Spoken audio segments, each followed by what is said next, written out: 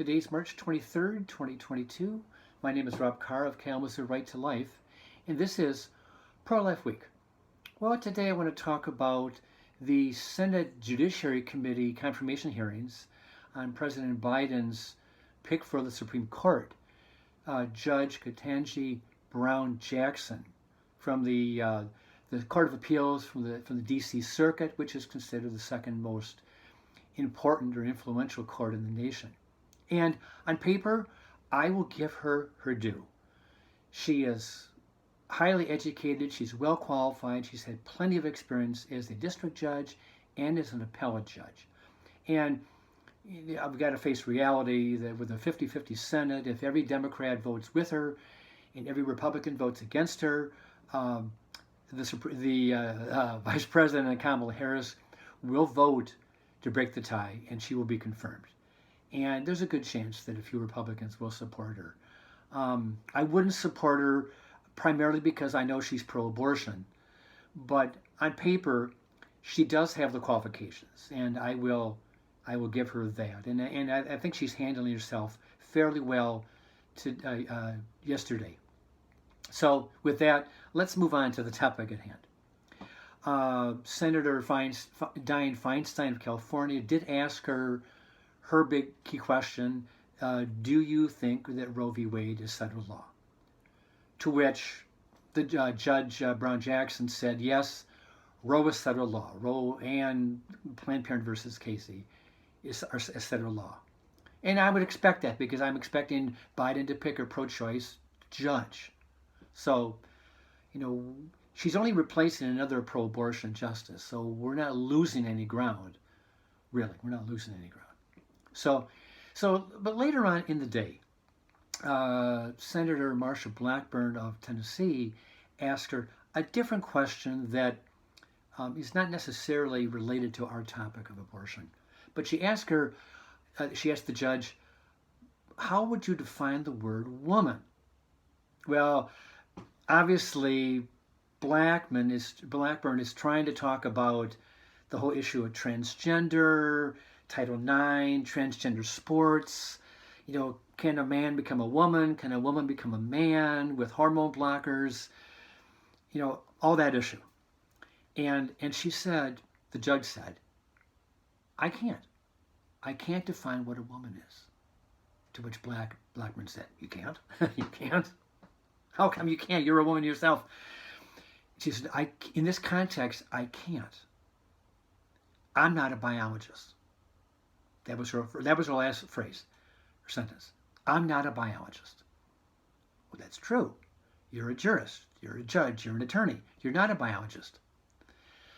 But then it begs the question, why is she falling back on science to explain to her or explain for us the definition of what is a woman or what is a man? Science has to tell her that. Remember, Joe Biden has said, I follow the science when it comes to COVID. Follow the science, follow the science. That's what he says all the time for vaccines and mask mandates and all that kind of stuff. So she's appealing to science too. Science is able to define what is a man, what is a woman, what is a human being. And this falls right in line with the whole issue of, is the unborn a human being?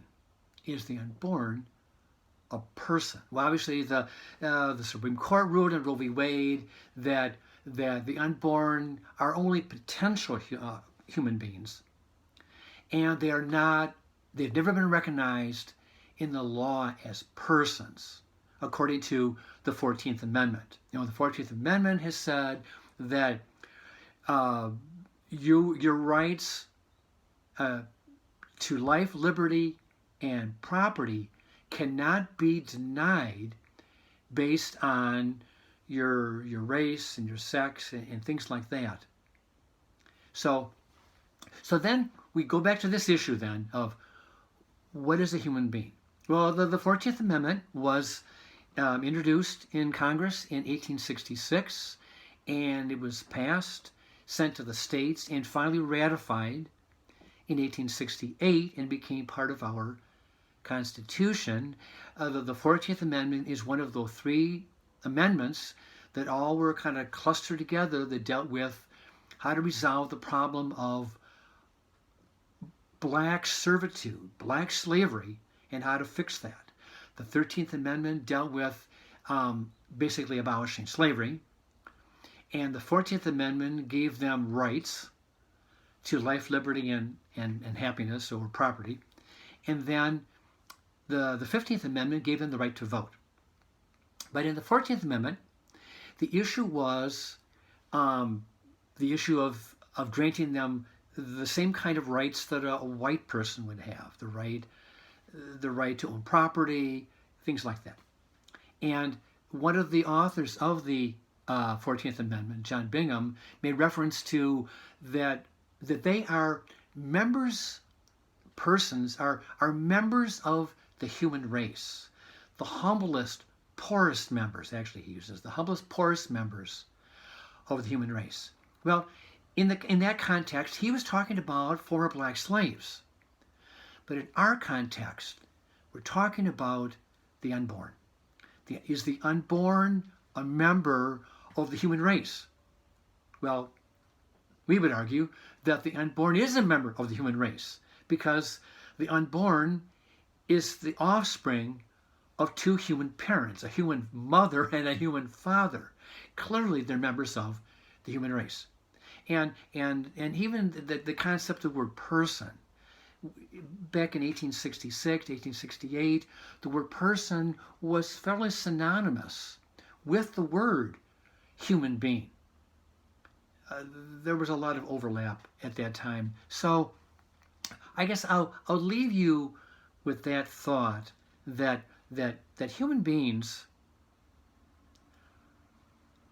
we as human beings, are part of that continuum between between conception and natural death, because you've got all these different stages. You've got life. You've got conception and fetal development. You've got birth and infancy, and you're a toddler, and you're a preteen, and you're an adolescent, and you're a young adult, and you're middle age, and you're a senior citizen, and you're elderly, and then you have natural death. There's that continuum of life. And we just believe that the unborn are in that earliest stages of life's great continuum from conception to natural death. Before I go, I remind you, don't sign that petition. Whatever you do, don't sign that petition that's being circulated across the state, trying to get abortion rights added to our state constitution up till fetal viability. That'd be devastating if that right were granted to abortion rights granted in our state constitution. Don't sign that petition.